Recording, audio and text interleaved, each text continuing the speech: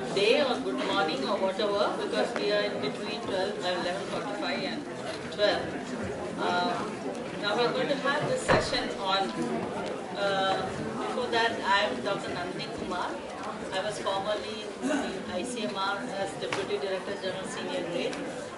Now presently I am the Dr. T.M.A. Pai Endowment Chair for Bioethics in Manipal University.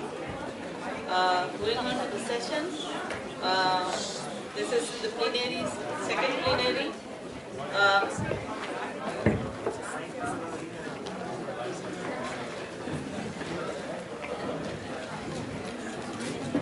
This session is on bodies in law, humanities and mental sciences. Who declares me dead and why? So we have two speakers here, Sundar Sarukai and Sunil Shroff. Both of them are actually experts in the area. We are looking forward for their talk. I hand it over to Sandhya for introducing the speakers. Hi, I'm Sandhya Srinivasan. I'm a journalist and a consulting editor with the Indian Journal of Medical Ethics. And our session today will be started by Dr. Sundar Sarukai, who's a professor and author of the following books: Translating the World, Science and Language, Philosophy of Symmetry, Indian Philosophy and the Philosophy of Science, What is Science, and finally The Cracked Mirror, an Indian Debate on Experience and Theory.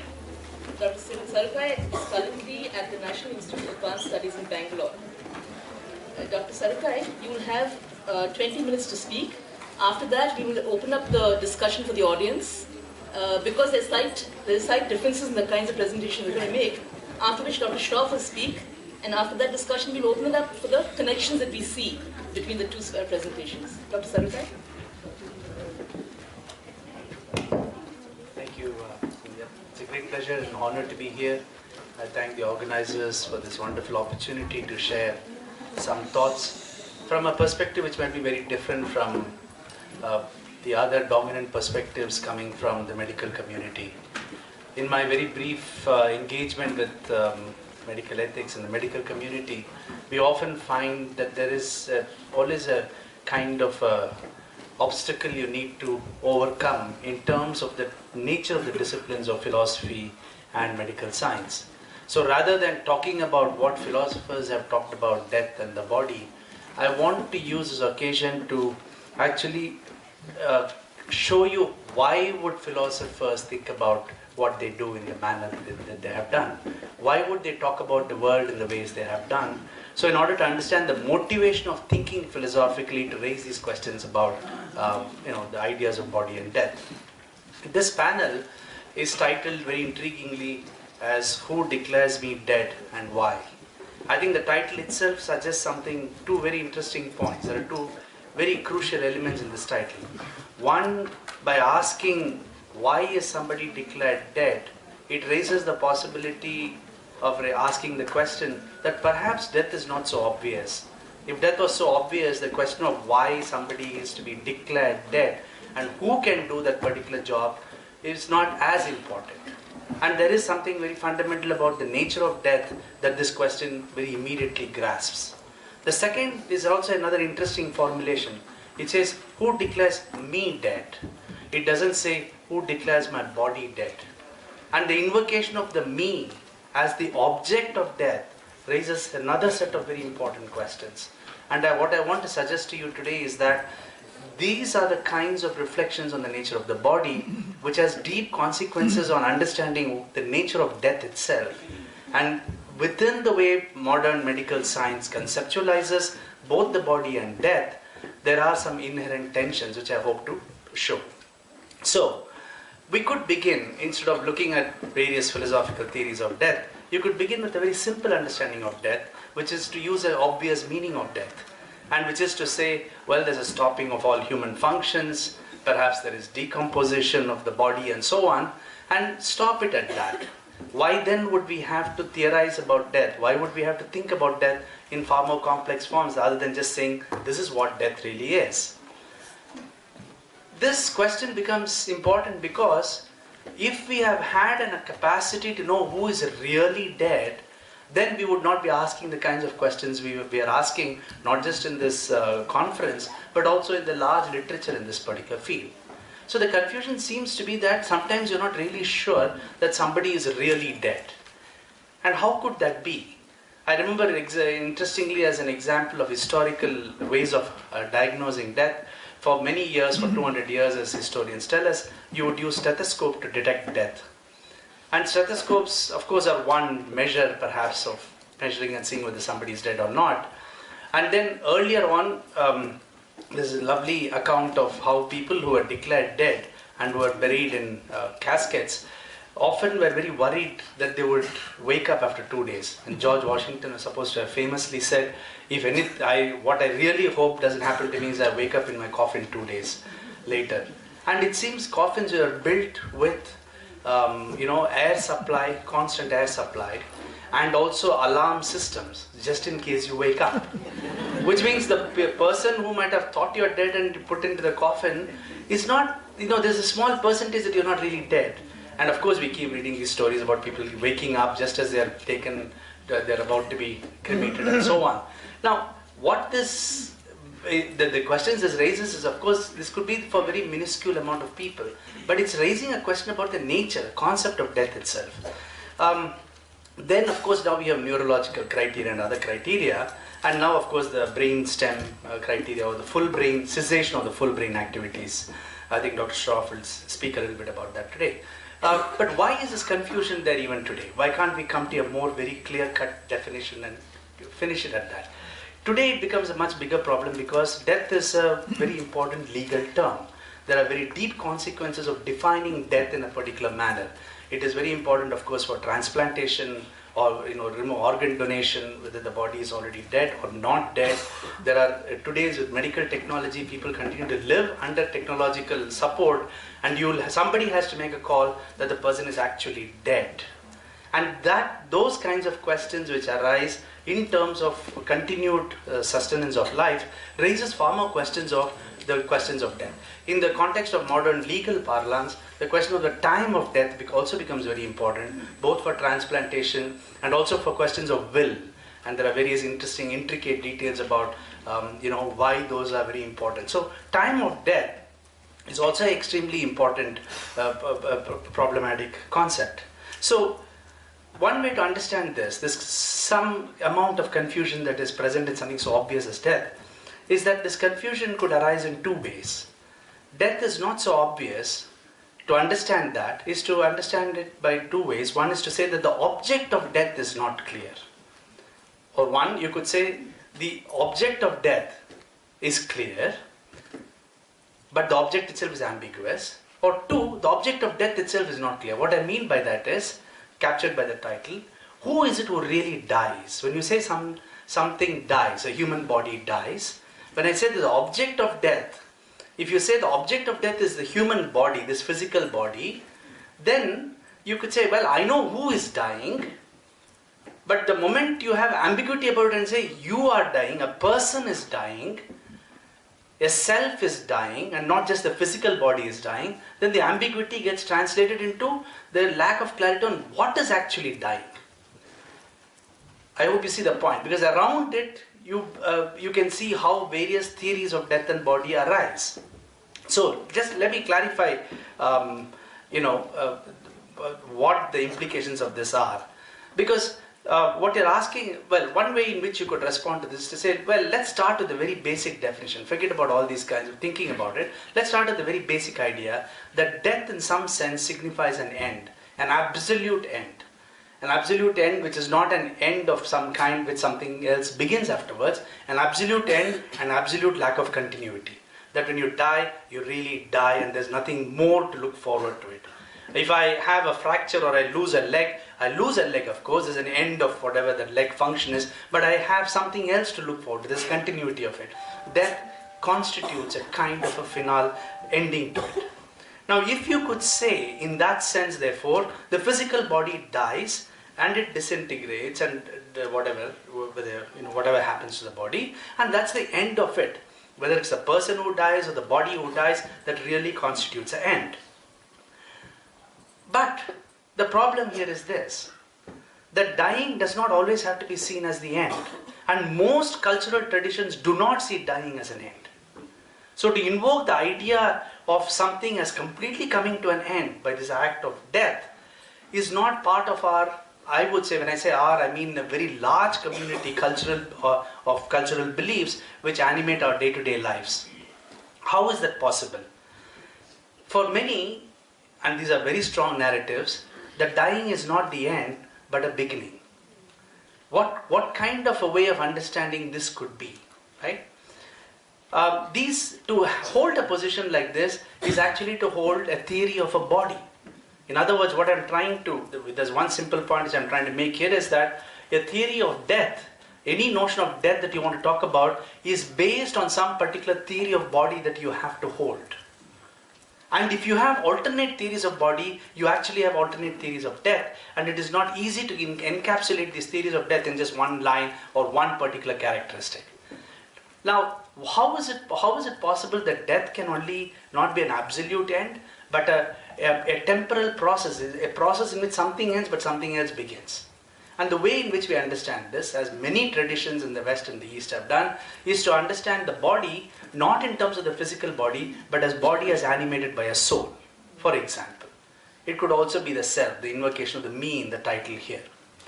It's very interesting to really understand why this question about the soul and the body becomes so important to almost all these philosophical and non-philosophical, literary, cultural traditions of making sense of the human body.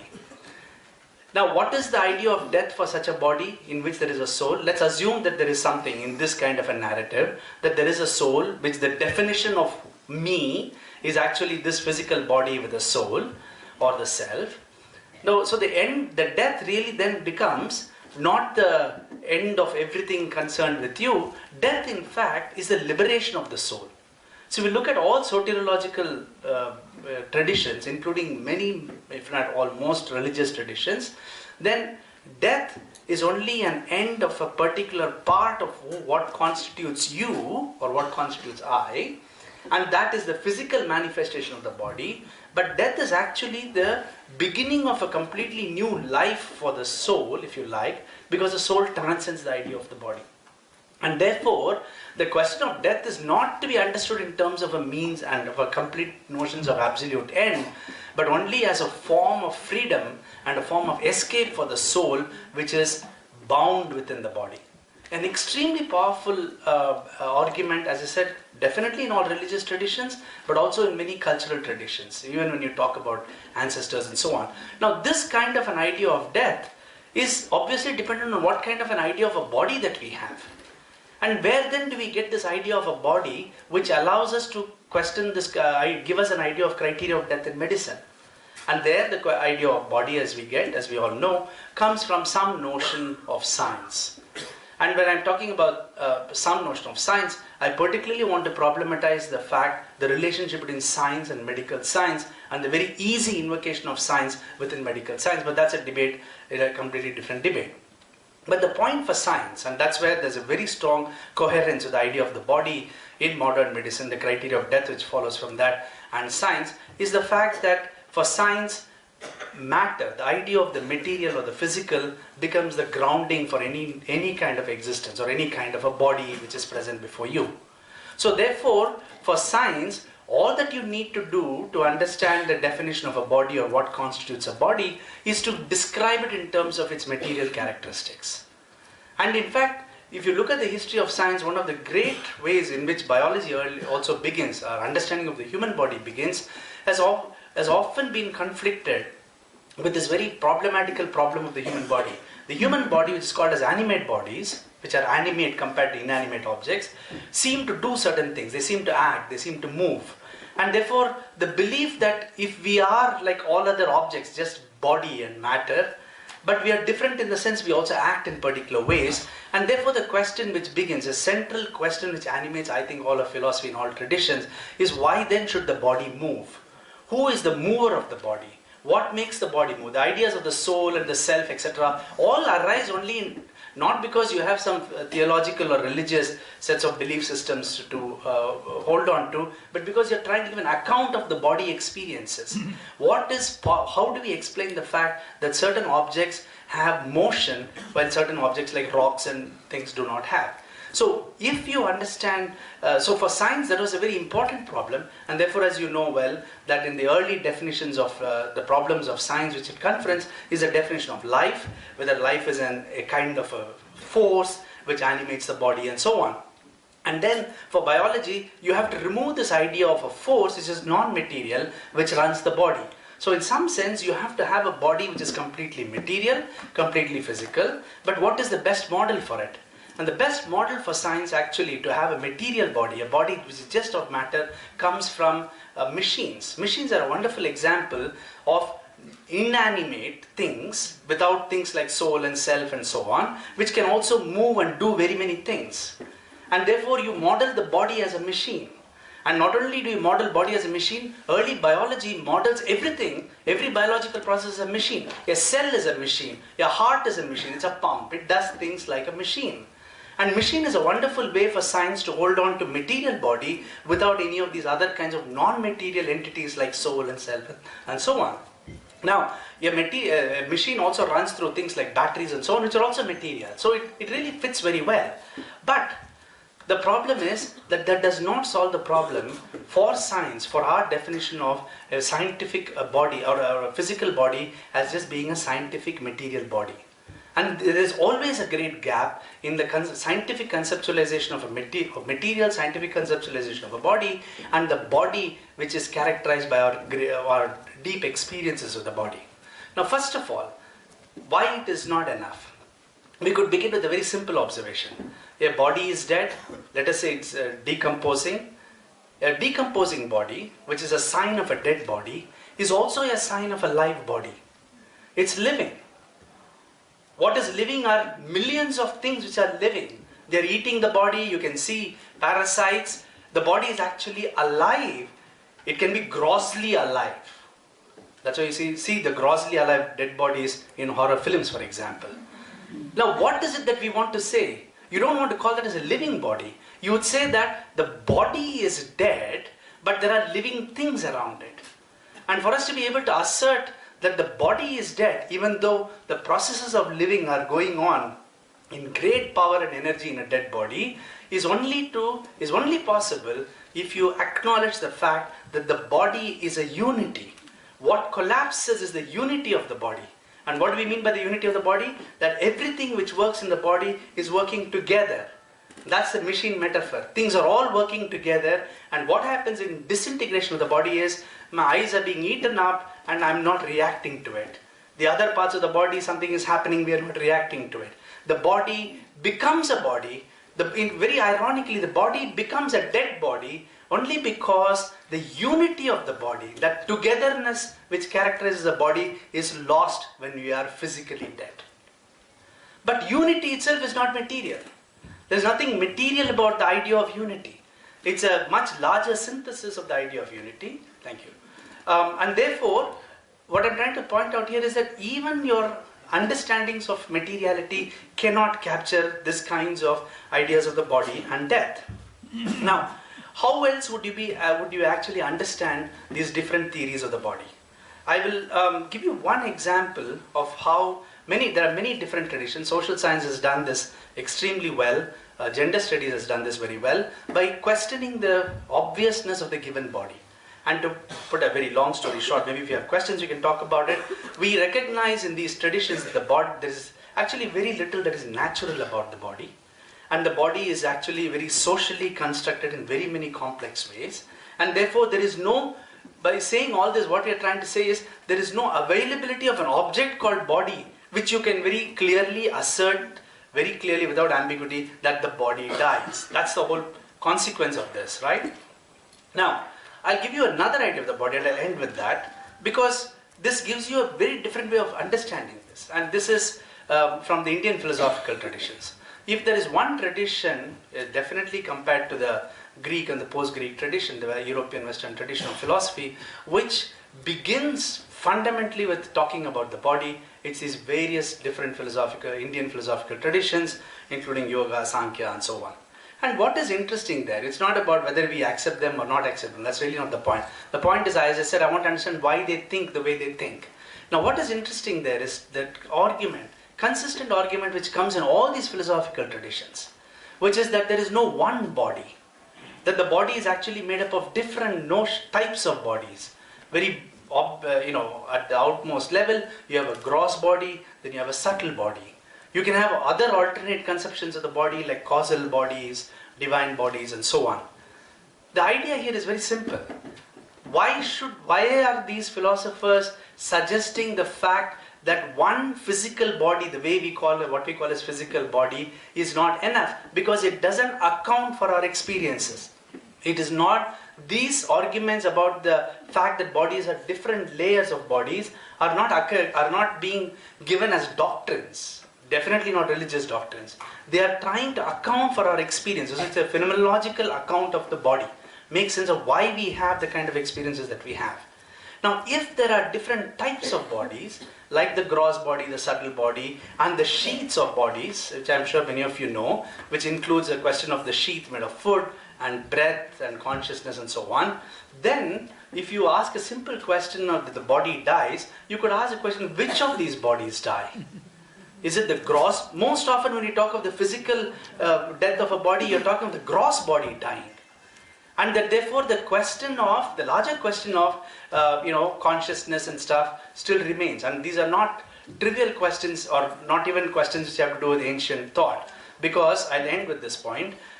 Just to give you a connection to, I think, very contemporary debate. This is from a paper called The International Perspective on the Diagnosis of Death, published in British Journal of Anesthesia in 2012, where the authors are giving 3 criteria to diagnose death, and they point out that somatic, circulatory, and neurological. But basically they make the point that they agree that the diagnosis of death needs, quote, irreversible loss of the capacity for consciousness and capacity to breathe, among various other factors. And they give reasons why you have to incorporate all these kinds of elements into it. Now, what I'm trying to say is, even these kinds of contemporary problems in the definition of death and criteria of death are responding to this, what I think is a very reductionist, materialistic view of the body, which can be the one which gives you grounds for criteria of death, particularly in the context of medical death and also in the legal domain. The challenges to the material scientific view of the body and the theories of the body come from elements like consciousness and breath. Because consciousness is not physical, consciousness is not material. And if you want to invoke those terms, even in modern medical parlance, you have to find ways to include the possibility that the body is not exhausted by this naive materiality, which we may call as hardness or whatever else it is, and that it always transcends the way in which it is available to us. And therefore, if that is the case, then no theory of death can be reduced to these kinds of material accounts. And therefore, the possibility that death is, the meanings of death, including the question of absolute end, are not correct. Something which can be seen as a genuine contribution of the non-medical science, like the social science and humanities, to the reflection on body and death. Okay, now the floor is open for question and answers from the speaker. 15 minutes. We have only 15 minutes. Yes? I think the problem arises because the body, the human body as we know it, was not made by man. Unlike a machine has a maker who we can identify, and therefore when the machine is not working anymore, the maker can say, you cannot now use this machine any further, it's finished. The problem, I think, is because the doctor has not made the body, or anyone else for that matter, there is a problem in certifying that it is actually dead.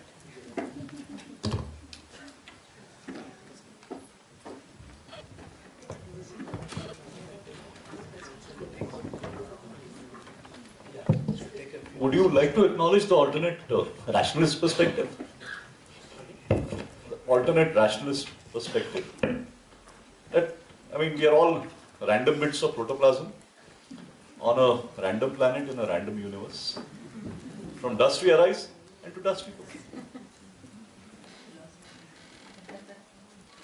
Any more questions? We'll answer together for all the questions.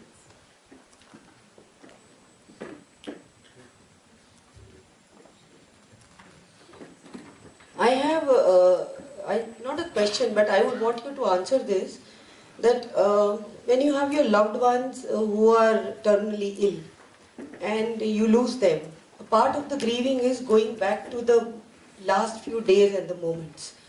And you keep justifying that you realize that they've lost the concept of self.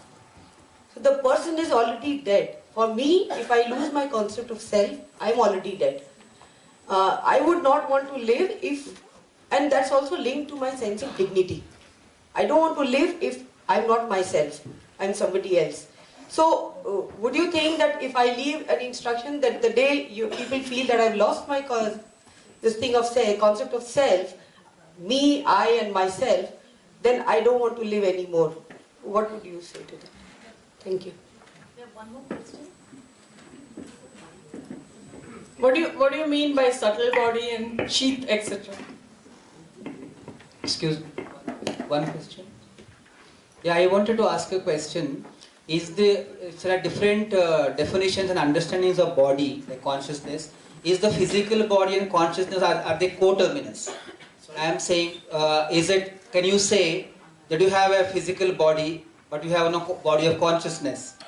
Or alternatively, your physical body is disintegrated, but your consciousness continues. If you say that physically disintegration is beginning of something else, can you also say that there was no consciousness but the physical body continued? So are they coterminous?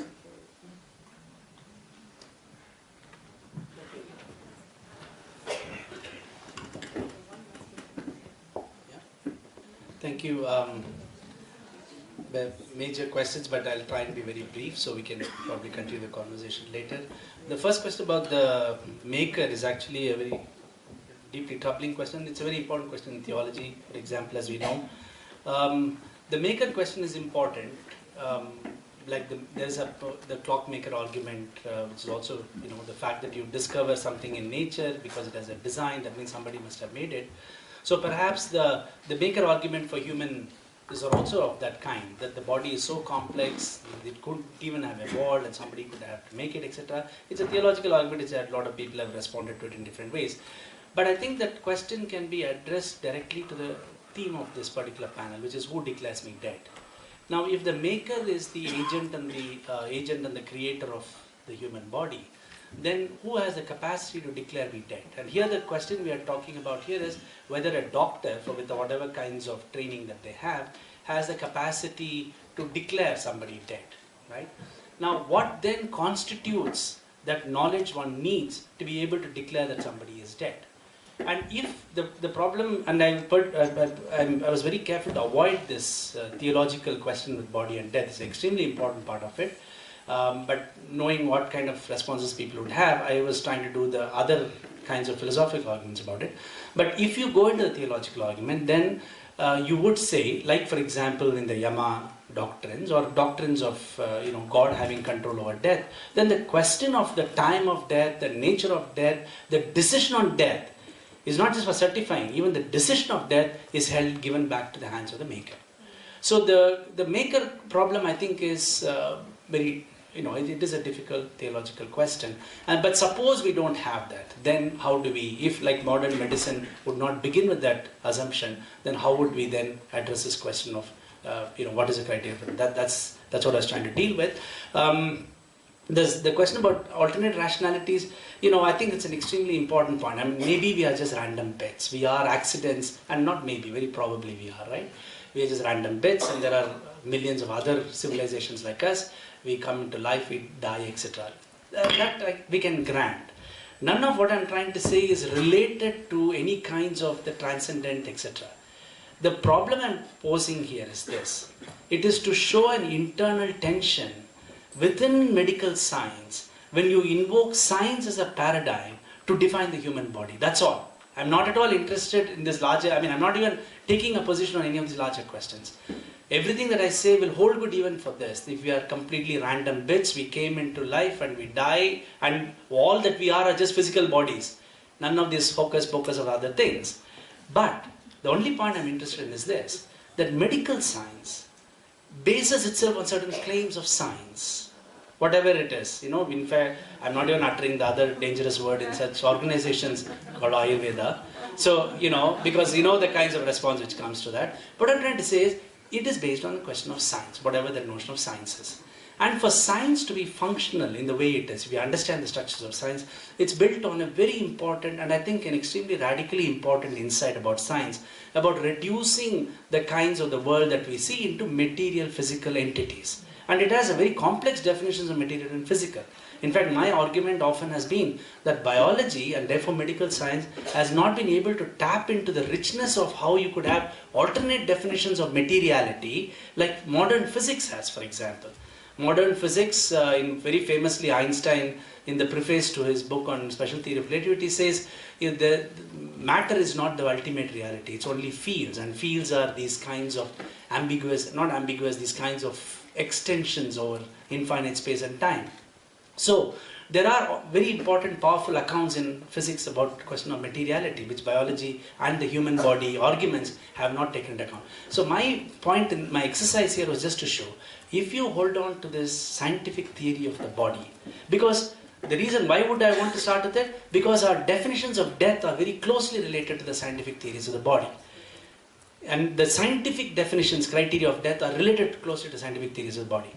Then I was trying to show that it is impossible to have a body, to understand the experience of the human body, which all of you, we don't need theories for it. Our own day-to-day experiences of what the body is are not exhausted by the materialist theory of the body, which includes even simple things like consciousness and breath, for example. And therefore, it is an inherent tension which I was trying to set out in order to argue that if you took into account alternate theories of the body, then you would also have alternate theories of death itself. And those are possibilities which are very much part of our cultural world, followed by millions and billions of people. Now, the question about what you said is an extremely important one, the losing loved one, losing the sense of self. What would one do?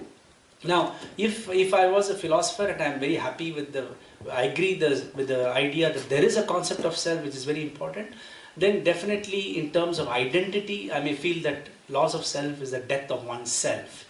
But then the body continues, the functions of the body remains. And this is the problem. I'm saying the whole point, what you have actually encapsulated this question, the problem of this whole question of the body. If I could just define the body just by its physical functions, what it does and etc., then we can never exhaust our idea of the body, because our body is always more than the functions it does.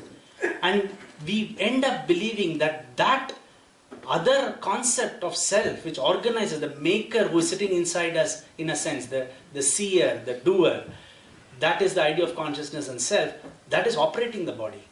And that becomes more important than the physical body. And why is it that the physical body, at least in Western intellectual history, has been dealt such a secondary status as against the mind, or the functions of the so-called mind, that even our education patterns today all focus on something which we do with the mind and never with the body. I mean, look at the tremendous impact on the kind of theoretical systems that we have about the body. So I don't know what I would say about if I lost this or I lost the body, but definitely to us today, we identify ourselves with ourselves, not with our body at all. Because as we well know, we can keep changing parts of our body, but we think we still have our own self. The point about subtle body is, okay, a very quick answer to that. There's a long discussion on what is a subtle body, why would you have, etc. I'll just give you one example. The question of mind. Again, something which medical science is very comfortable dealing with as a concept, but mind is not empirical, it's not measurable, mind is not material. This is the Descartesian mind which comes in Western philosophy very deeply after post-Descartes. Now, the way in which Indian philosophical systems understand mind is as subtle matter. They don't make the distinction between the mind and the body, typically, like it happens with modern post-Descartesian tradition.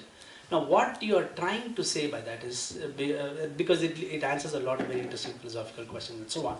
So, the question about what we mean by the subtle body, for example, therefore, is this, that there are things which we do with the body which are not explainable by its gross materiality, what we call as the gross properties of matter. And that to make sense of those accounts, including this thing called the mind, we can either invoke the myth that mind is not like matter and is a second kind of substance, like the Descartes myth, which is central to modern medicine, by the way, or we can invoke another kind of description that there is other kinds of matter which are not gross matter but subtle matter and so on. But this is a very interesting philosophical discussion. Maybe we should talk to give you more reasons why what the subtle bodies are. And finally, the question of consciousness continues. A lot of traditions believe that. I can't say anything about it because I'm ambiguous about it, but many traditions believe. In fact, one of the very important, I don't want to call it theological, spiritual, etc., but for example, the Advaitic tradition would want to believe that the final kinds of unity is only with one true consciousness. This is not just religious things. You can see it in a philosopher in the Western tradition like Husserl, or a very important psychologist, psychoanalyst like Carl Jung. Their idea of larger kinds of collective, global, transcendental consciousness, which remain after, in some sense, after this physical materiality of this body goes. In other words, all of them are just pointing to a simple fact that what we are as anything, human beings, individual, etc., are always more than this physical manifestation. Thank you. I just want to have one comment on it. I am a gynecologist. I have practiced for 20 years and I have declared 3 deaths. So what you are saying is one aspect of the spectrum. But let us not forget that the spectrum begins with the physical death. When the woman dies out of bleeding, uncontrolled bleeding, and when I am trying as a doctor, I am not thinking of all these alternative definitions and nothing. And people die like this. Millions of people die like this. So what I am saying, the matter is being complicated, as you have rightly pointed out, because of the increasing technology of medicine and industrialization of medicine, death becoming a commodity. These are all multiple factors which are now complicating, and I think the next session is especially explaining about that. But we have to understand that what we are thinking about alternative narratives and alternative definitions are consciously what we are saying. But death begins with physical death. Full stop. We can give narrative to it, but that narrative can be only partial and maybe expanding. But death starts with physical death.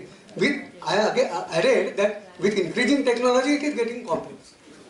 So that is what my point is. Yeah, I just don't even to elaborate on this. Just very quickly, I totally agree with you. I don't think there's any doubt about that. The point is, just because we call it physical death doesn't mean we have understood physical death. That's the only point. The very fact that, yes, we would agree that like I said, the disintegration of the human body, for example, is a clear sign of death. Nobody's going to question the fact that a body is completely disintegrated or putrefied, as they call it medically, and then you would not call it death. Of course we are calling it death. But the meaning of that particular act, the implications of that particular, that's all that we are talking about here.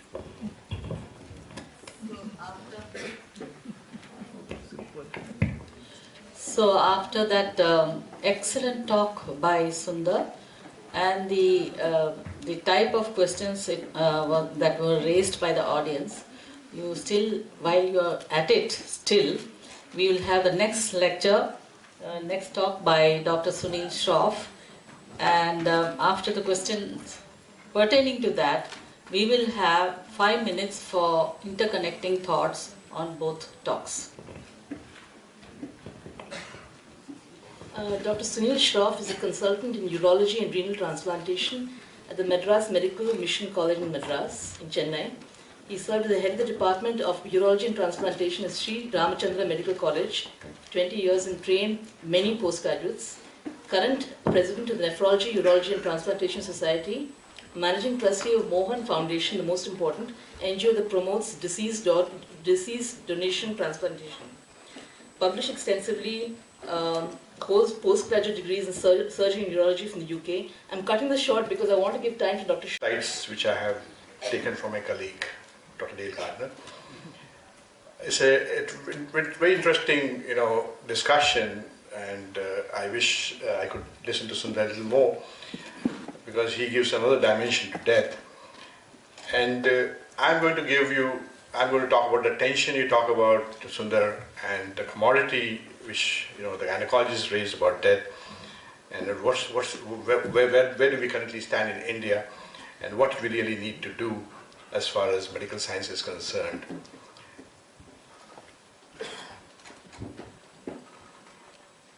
This change? Yeah, thank you.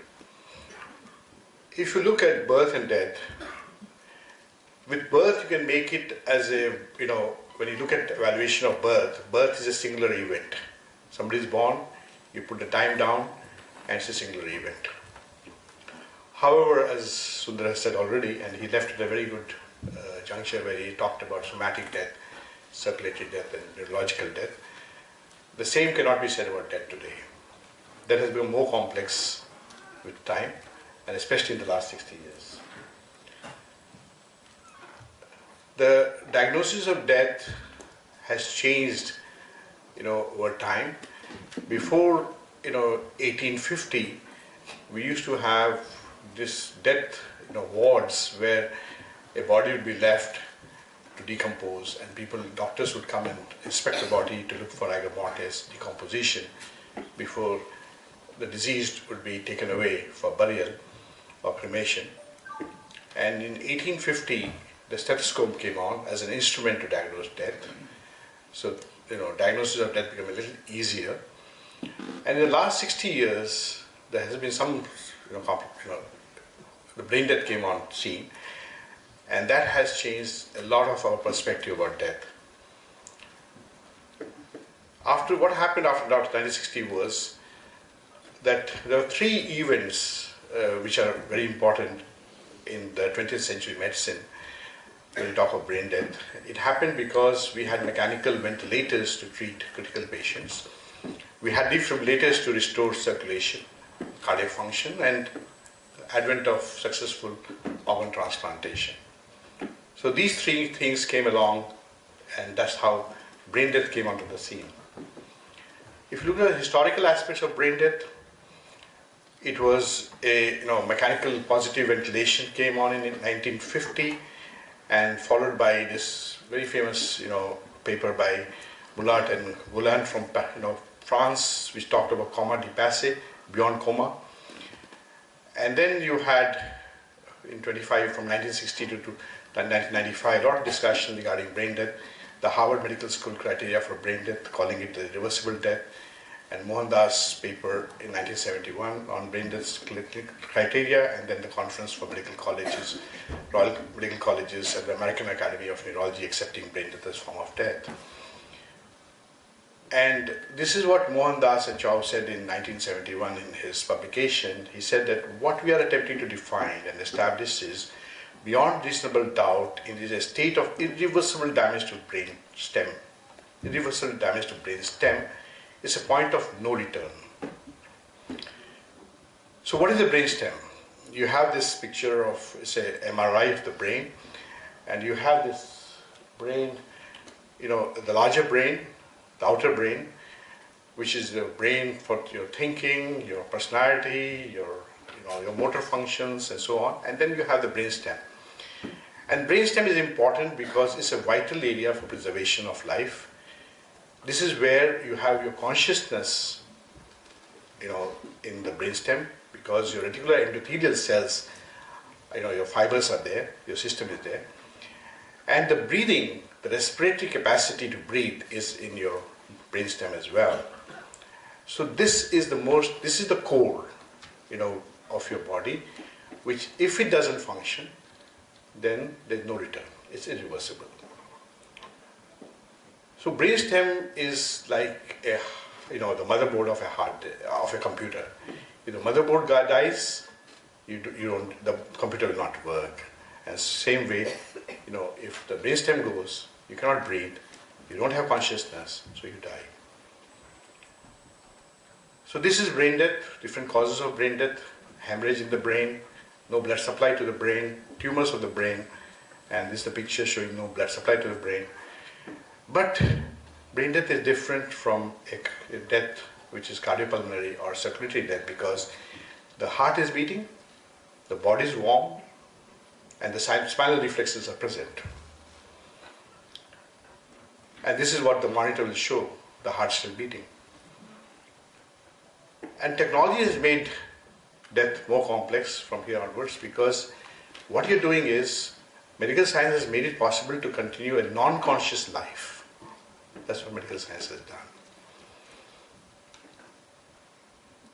You actually don't need your heart anymore to live. You can have a ventricular assist device outside your body. You don't have any heartbeat, and you can still continue to live and function. And you don't need your lungs to live. You can have some kind of oxygenator called ECMO to divert the blood, and you can still continue to live.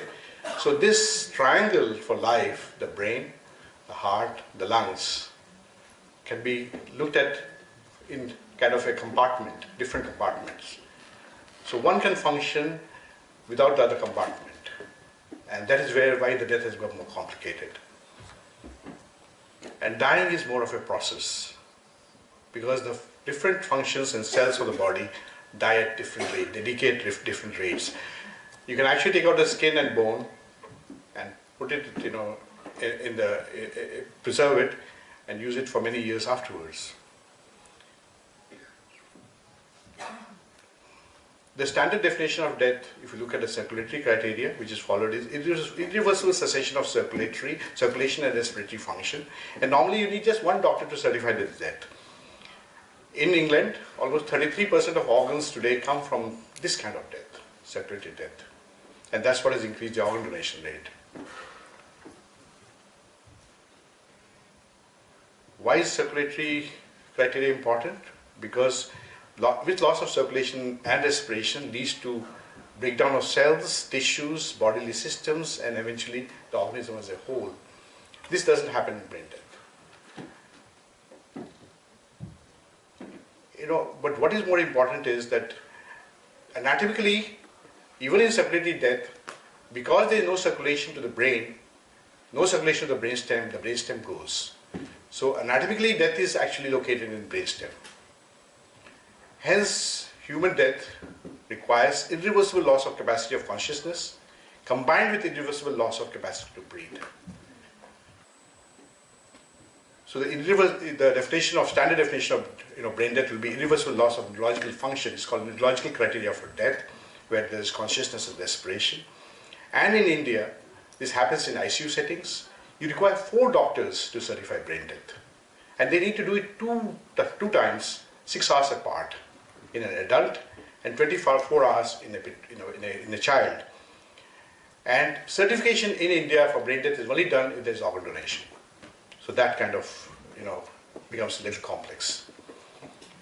As far as somatic death is concerned, this happens when all the cells are destroyed, for example, with like fetal maceration, a dead fetus which is born, when struck down by lightning or fire, when you're consumed, and you only require 1 doctor to certify such a death. So you have 1 death and 3 sets of criteria for death. This is what Sundar was telling you earlier. But in all the 3 criteria, what you have to remember is there is irreversible loss of capacity of consciousness and irreversible loss of capacity to breathe. That's important for all the 3 definitions of death, whether it's somatic, whether it's circulatory, or whether it's neurological. Let me just skip this. The laws and rules governing death in India today, we have 3 laws which talk about death. One is the Registration of Birth and Deaths in Act of 1969, which is undergoing amendment. There has been some discussion in Rajya Sabha in 2012. And then the Section 46 of Indian Penal Code and Transplantation of Human Organ Act. And then there are 2 rules which talk about death. One is the Registration of Birth and Death Act, and then in Transplantation of Human Organ Act. And death is as defined in India in the Registration of Birth and Death Act. This talk of birth means live birth.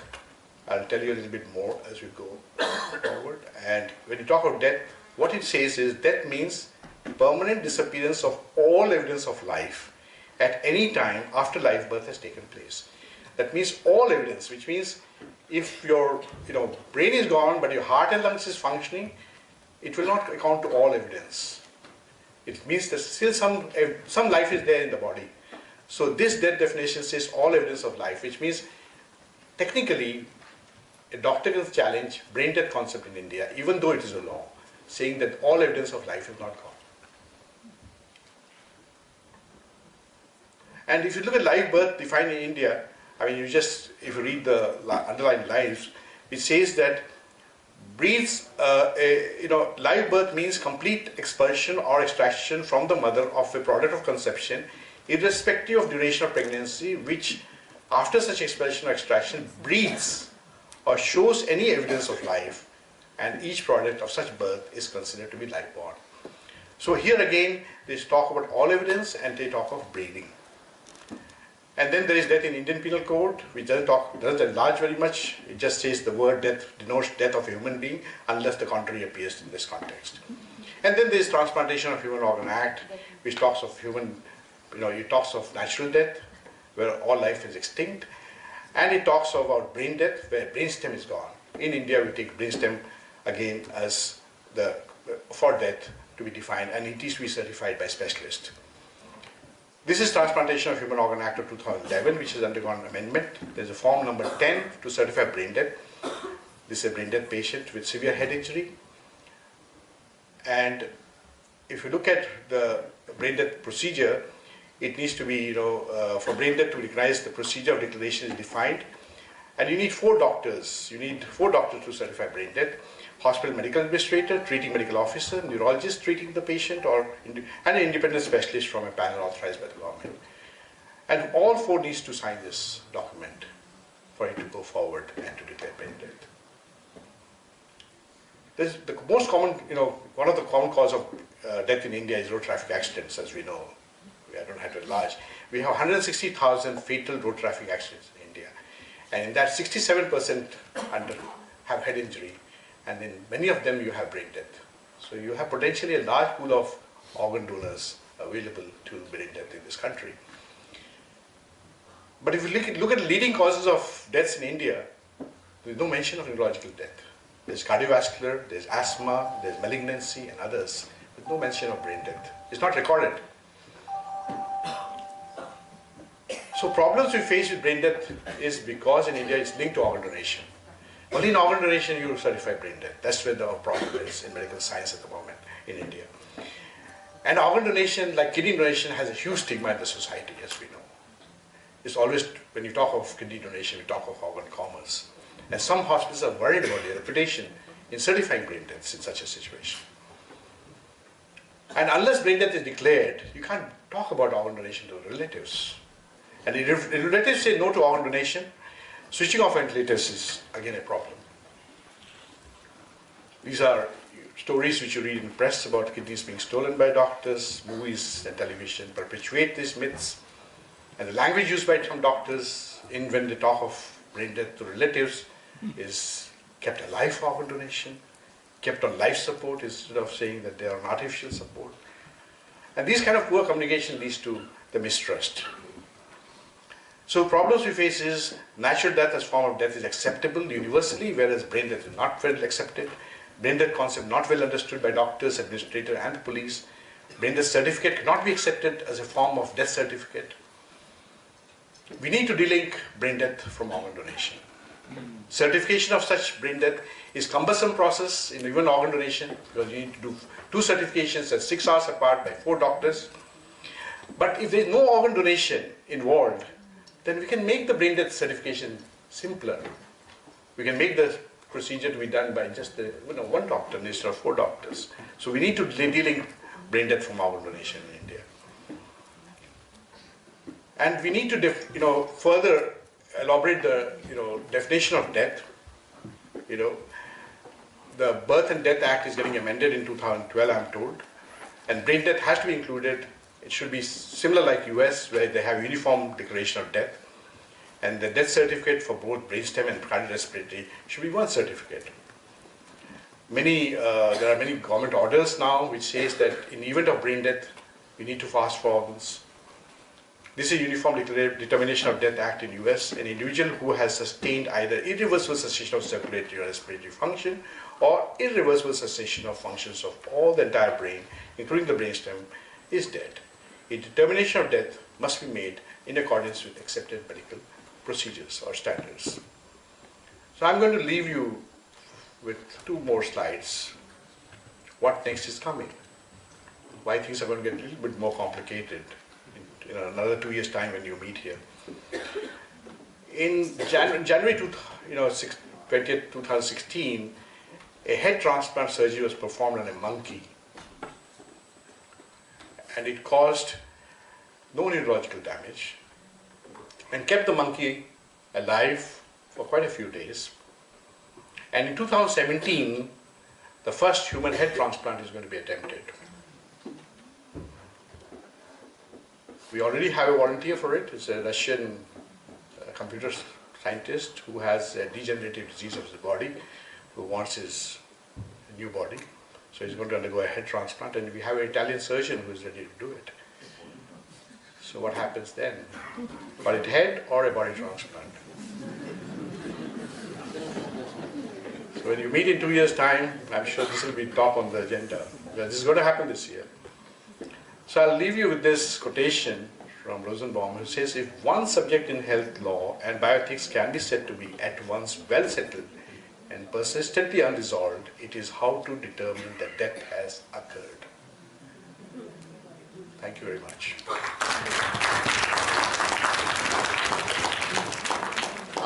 Well, before we ask audience to ask questions, I would just like to highlight one point, that there was a video circulated in WhatsApp where Pallav Bagla, some of you may know him, is actually talking about a center in India which is onto this brain transplant thing.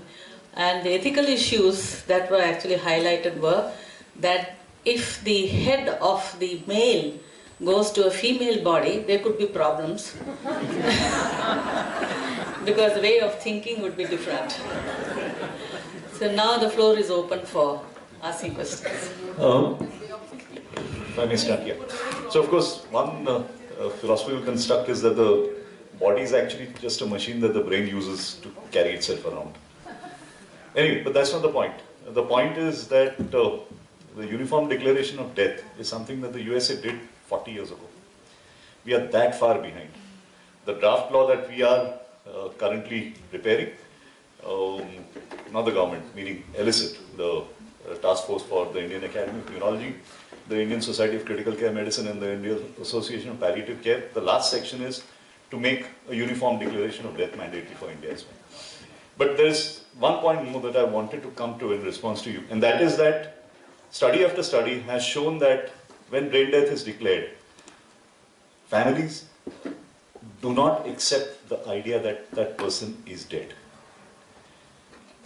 Even when the whole concept of brain death started, the first understanding was, in Coma Dipase, was that the brain has an integrative function. If the brain is lost, the integrative function is lost, and the body inevitably dies within days to weeks. And now we know that is not true. There are people who've been kept alive for as long as decades on ventilators. There's a person who died recently, a body that died recently, who was kept alive, brain dead, grew from the age of 6 to 26, became nice, hulking 26-year-old. Except that he never regained any kind of consciousness. And when the MRI was done sometime into the illness, there was no brain. There were just shreds of membranes hanging around. So we need to be clear that the body can survive without the brain. That there is enough, good enough intensive care. I'd like your response to that.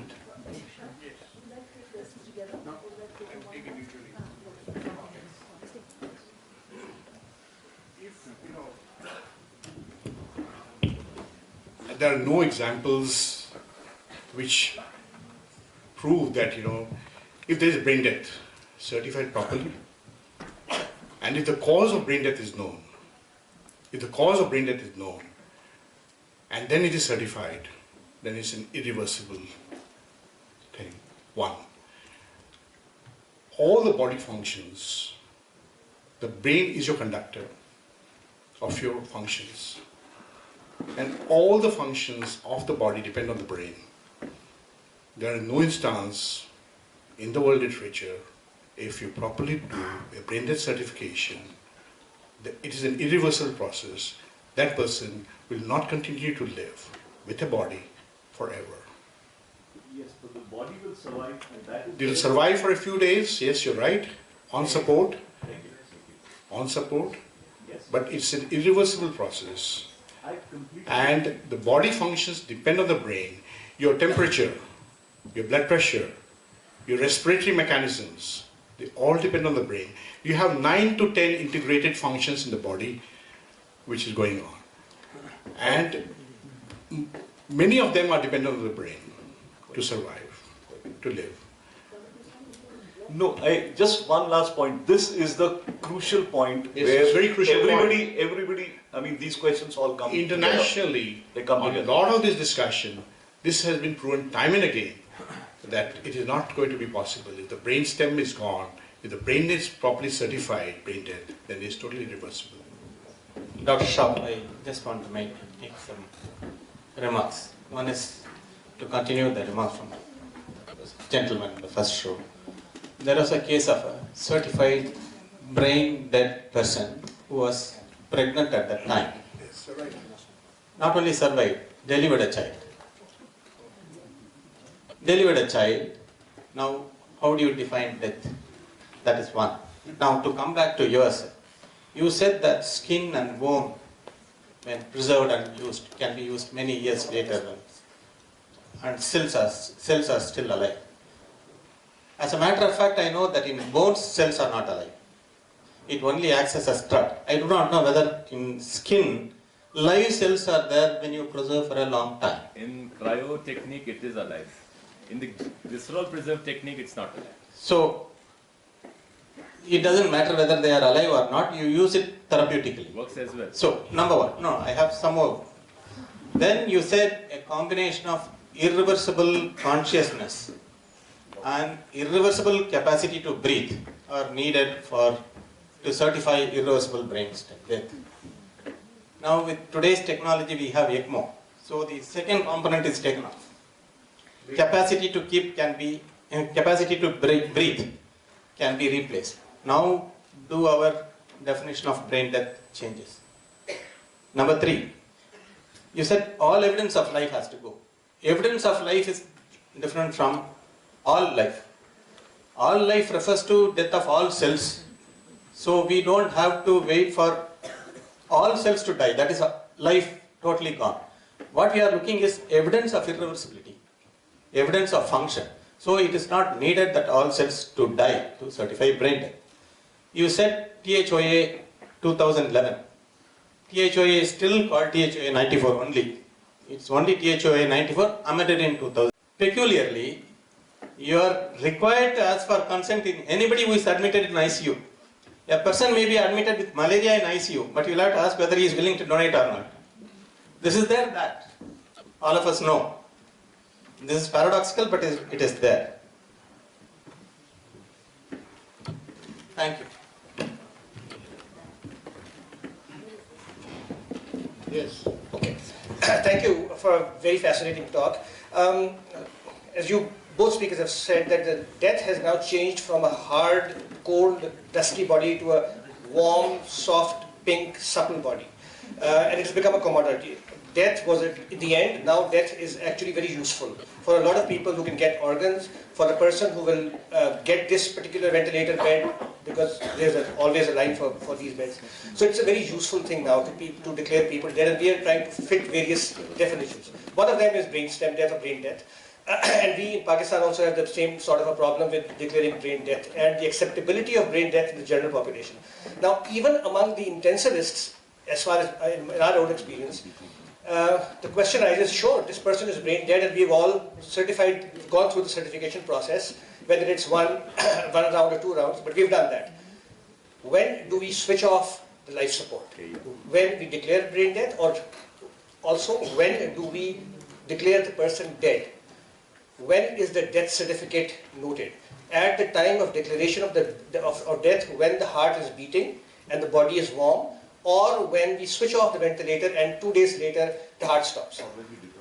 That is a question even our intensivists are grappling with, and I want your opinion about that as far as the Indian physicians are concerned.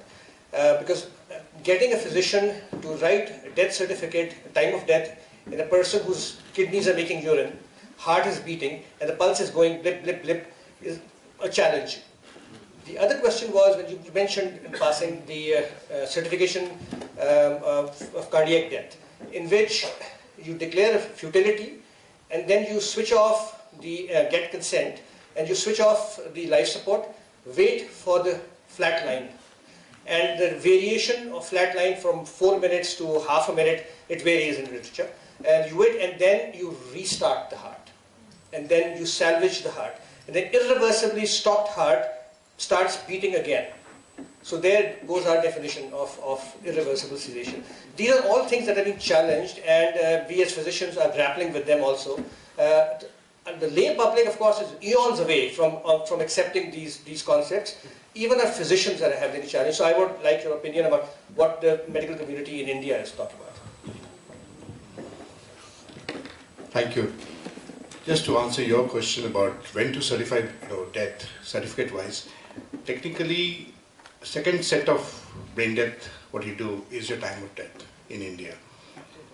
After that, once the heart stops, you can give a certificate saying that this person was dead.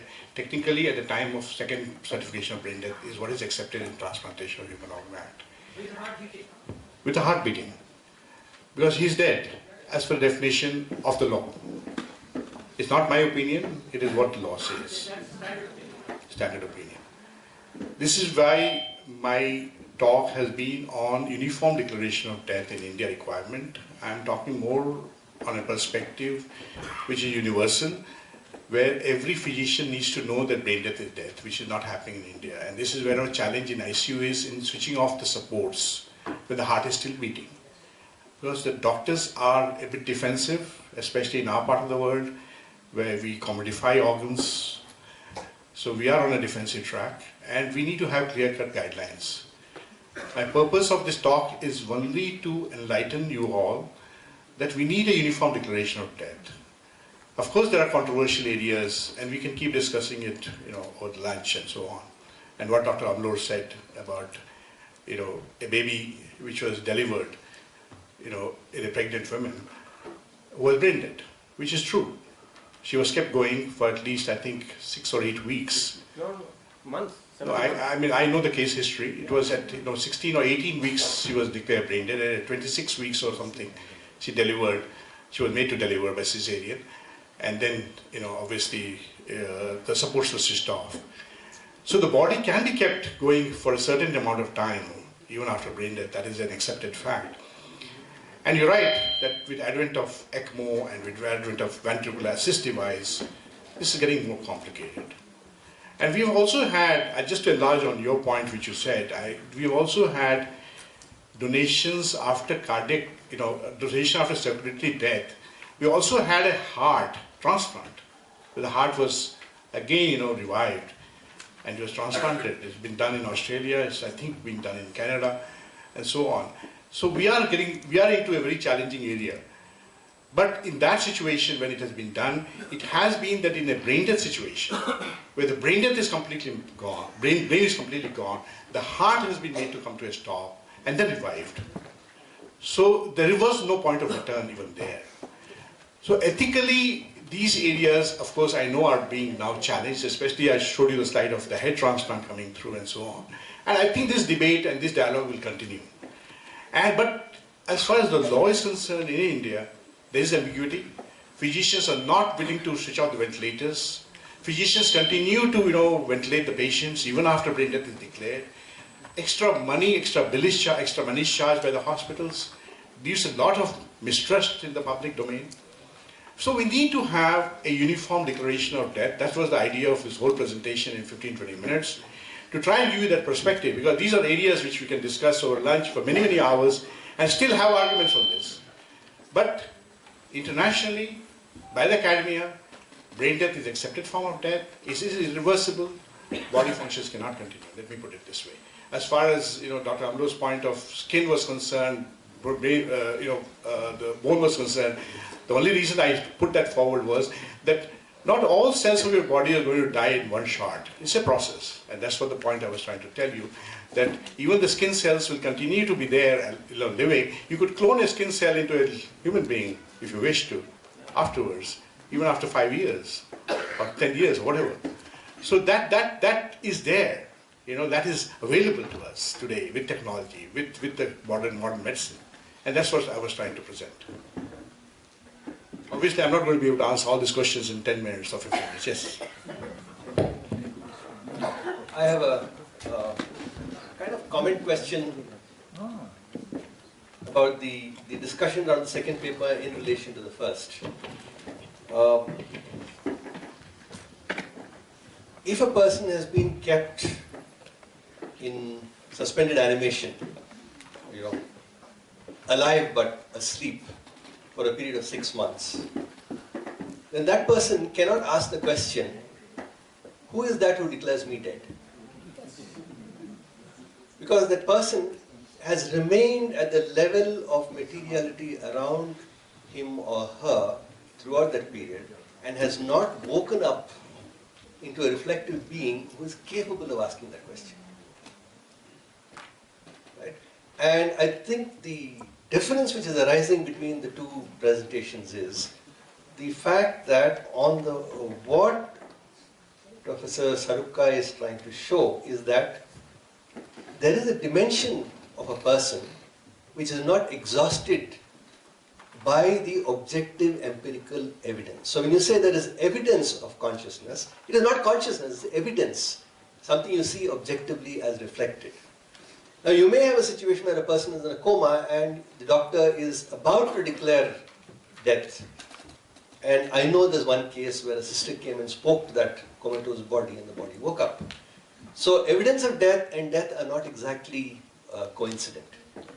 And the point is that there's some dimension of being alive which I am now making the charge that the medical profession and medical thought does not acknowledge.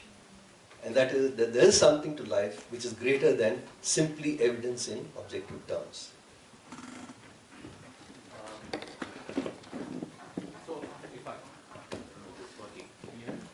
It's working. Okay, so if I may say that one of the problems behind a lot of these questions has been the fact that Take the other one, it's not good.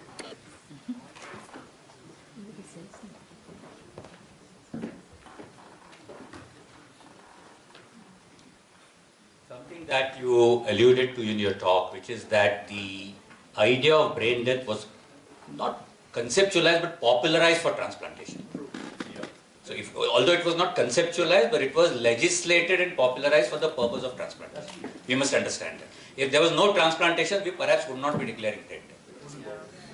And therein lies the problem, because it is further made worse by the Indian law, because it connects the two. So I think what is happening is that the interests of those with organ failure are being put over the interests of those who are nearly dead.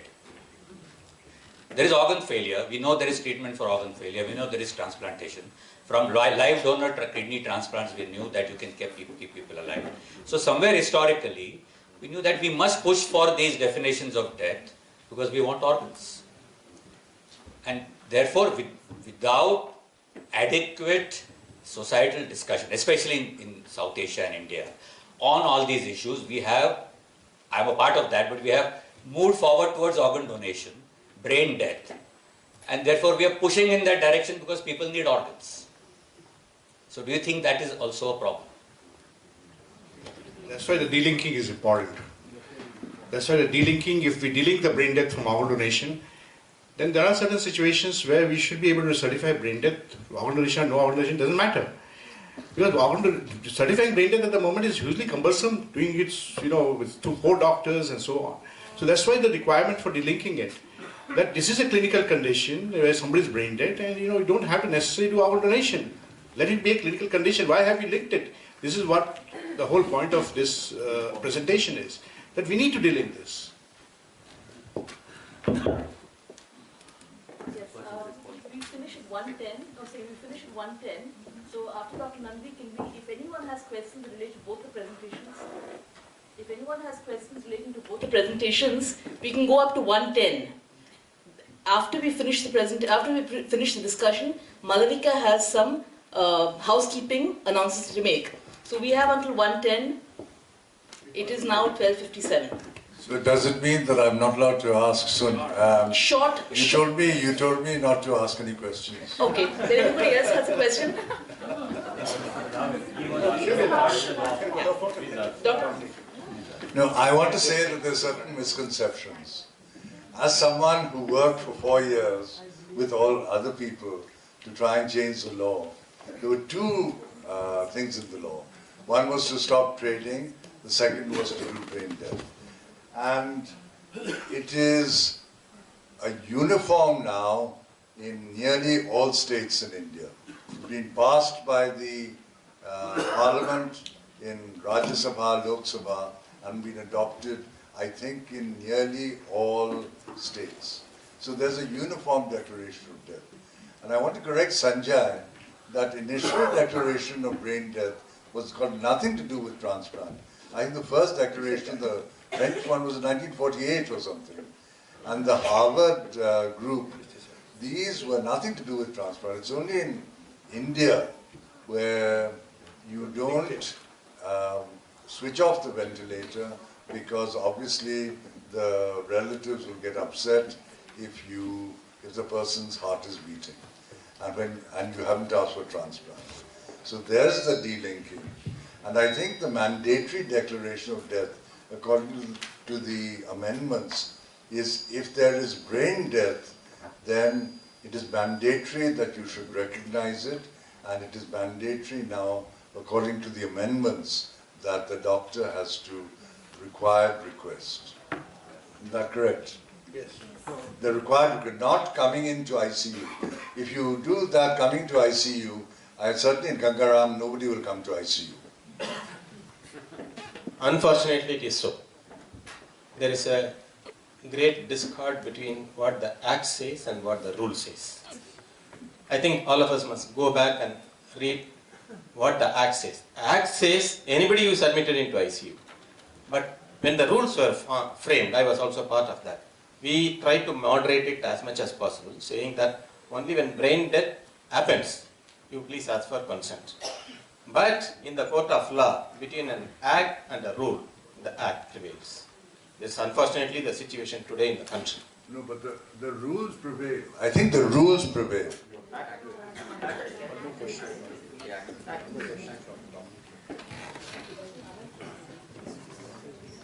Can I go ahead? Okay, so thank you for that interesting set of presentations. I'm here at the back.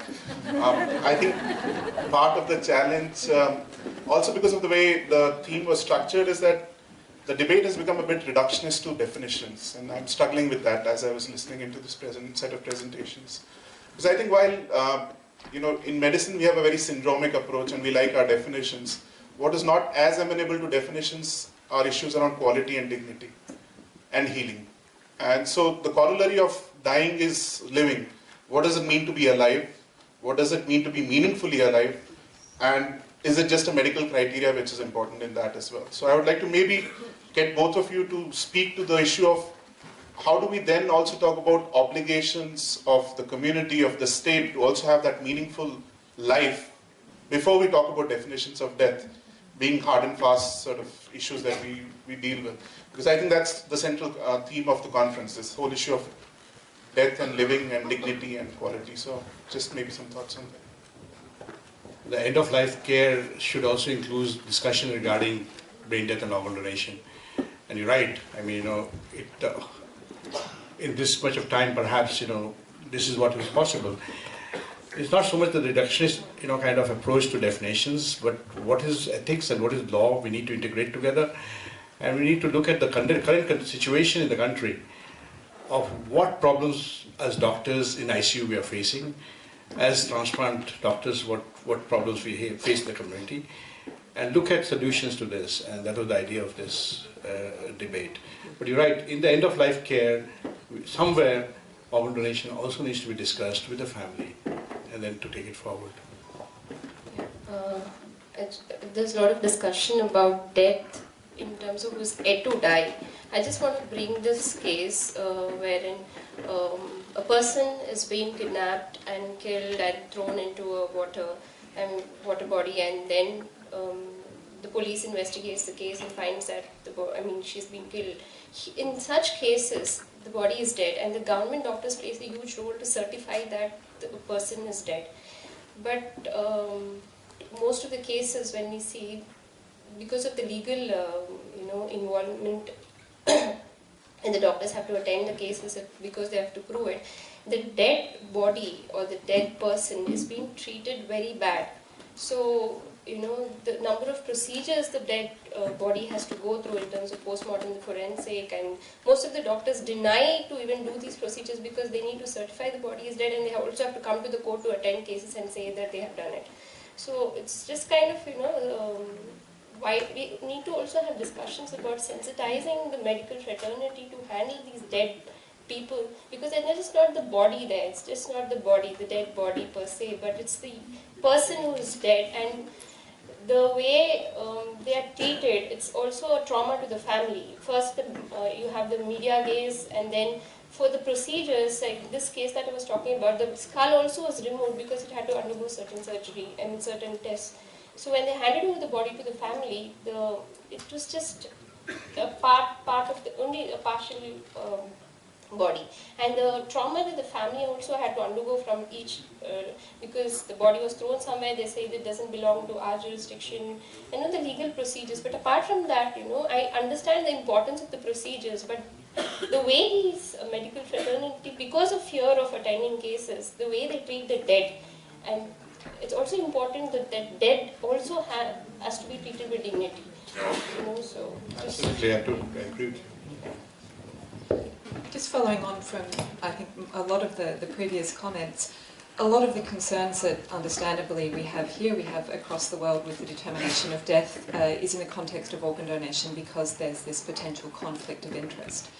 If we could have deceased donation be much more considered as part of end-of-life care, and we get the focus on the problems from the end-of-life care perspective, I think many of those problems would go away. Perhaps not all of them, particularly in the context of donation after circulatory determination of death, but certainly the ones with regards to brainstem death. And I think problems that somebody already alluded to, the problems that we have increasingly as we develop our intensive care units, as we have more capacity to provide life-sustaining interventions to people, we are facing bigger problems than the deceased donation dilemmas. That is the problem of having many, many people demanding, wanting, expecting to receive life-sustaining interventions. And that, of course, is normal, admirable, we want to support that. But if those people have an irreversible brain stem death, if they are dead, if they are never going to get off that life-sustaining support or intervention, then we can't afford. We don't want to waste the time. It is not dignified for them, it's not in their best interests, if they have interests. And that is a resource problem that we are already facing in many countries, particularly in countries where people find it difficult to take those people off ventilators. So I wondered if perhaps the speakers could make some comments about how you see India addressing that challenge, forgetting about the donation problem, but that capacity to, I guess, change the way we conceptualize death in context of those advanced end-of-life care programs, and how we can address that problem, because I think that's a bigger problem, and if we fix that, then we'll be able to work with the deceased donation issues. I think, the Palliative Society, the Critical Care Society are already documenting this in a form where organ donation and brain death is discussed in the end-of-life care document which they are preparing. And I think that could become a part of your clinical practice guidelines, and hopefully the ICMR and will adopt it so that it becomes more universally acceptable. It is very important for us to do that. And there's always going to be problems with resource, problems with beds in ICU. We already have, government hospitals which are short of beds. They don't admit patients necessarily. If there's a head injury which they feel is irreversible, they'll send away the patient to some other hospital where they don't have beds for allocation. So organ donation comes very low in priority in most of the hospitals in India even today. There is a huge problem with resources, as I said, especially with the government hospitals and the public sector hospitals. The corporate hospitals don't want to get into it because many of them, these patients don't have insurance necessarily. So once they get admitted, they'll get stuck with the patient. We had a discussion in another panel session about this, about emergency care. So I think, we need more dialogues, more discussion on these issues, and to frame some guidelines so that, we move forward. And we build the public trust, which is so important, which is today lacking in our country, especially when it comes to our donation. Thank you. I have a question, and it's almost like an answer to the question raised on human dignity, of autonomy, beneficence, all the principles, theories. But once a person dies, then you need to literally look at what are we looking at? We are looking at papers. Till the papers come, we can't start anything. We can't do anything. So when the question is, how then do you translate a dignity to a person? And how much are you able to communicate and tell that these are the requirements, but there's something that is lacking in the way we approach the forensically the bodies. We can as well say we are legally bound, but that has put us as dehumanizing human beings. Because to us, till I get a paper and a requisition, I don't start my autopsy. And if they say, okay, it's not done here, go to somewhere else. So they're moving with body from one place to another. Worse is in disasters, when the bodies get distributed over different mortuaries, and the relatives are looking, they got one body there, but the relative's body, they're searching for it. So these are the larger issues because most of the rules framed do not consider death and the dignity in the center of the activity at all. So that is how even the research on the dead, for that matter, is not considered. So this is, I think, a time to re-look at the situation. Do we really want the dignity to the dead? And what happens? Does he have a right for repatriated when he dies in some other country? And who should restore him rights? So these are the larger questions we need to answer. Thank you. Thank you. I'll just be very brief on this because I think one question was raised to me directly there in the end. And I think that is also connects back to the question of the end of life treatment and care. And the only point I'm trying to suggest, and there are many points we could pick up on, but I'm concerned about one simple point. That is, when I look at medical students who are trained in, treatment and notions of health and treatment of body, what is the idea of the body that they inherit and that they are exposed to? I'm not saying that they have to accept, that's a different, they are independent, individual, autonomous beings, they can decide. But how is it that our medical texts do not teach very profoundly different theories of the body which come from many different cultural, philosophical and scientific traditions? Why is it? What is medical science so worried about? That you will have to teach one particular kind of reductive, biologically reduced systems of body. Now you might have a system built on that, that's okay. But I'm talking about the kind of quality question and the question which comes back to the end of life treatments. Because suddenly you expect these students to be, or when they are doctors, etc., to have larger dimensions of body and life which they are supposed to inherit. How are they going to do that if they are not even exposed to the ways of thinking about it? So I know I'm saying something which will make me very unpopular, but I tried teaching medical humanities at Manipal, and I know how difficult it is to get medical students to do anything meaningful about these things. And I think the medical humanities program itself is I won't say anything in public about it. But the point is this, that why is it not, after all, body is a central core, and if you want to understand quality of living or quality of dying in that sense, you need to be able to take other views of body seriously, reject them, don't have to engage with them, and these are not about, please do not misunderstand this is about religious or theological, it's nothing to do with that. Very deep cultural ways of understanding the body, whether from tribals to more systemic cultures, have all done this. And they are lacking, they are completely absent in the medical traditions of modern medicine that you teach the students with and ask them to be sensitive to. If you open them up to it, I think both these questions of the end of life, and that's I think something very special to the Indian context also, and the quality of life and death which the other person raised, will both be automatically taken care of. Thank you. Thank you very much to both the speakers.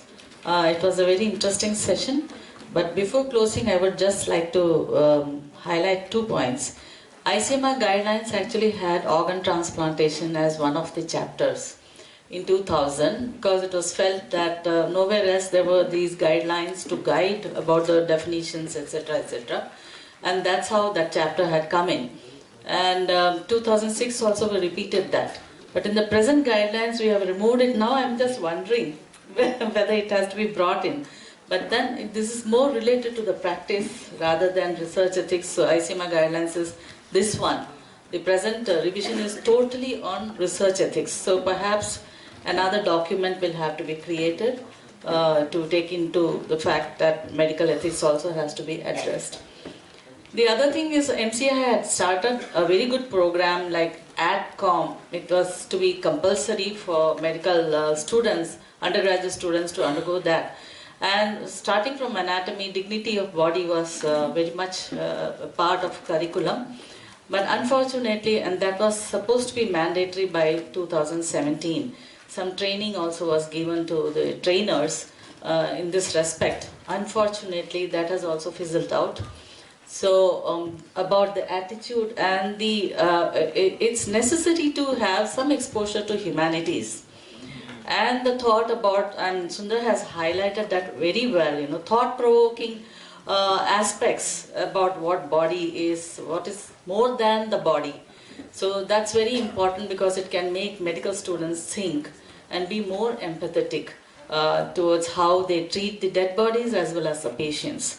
With that note, I thank the speakers as well as the audience and those who had raised very pertinent questions.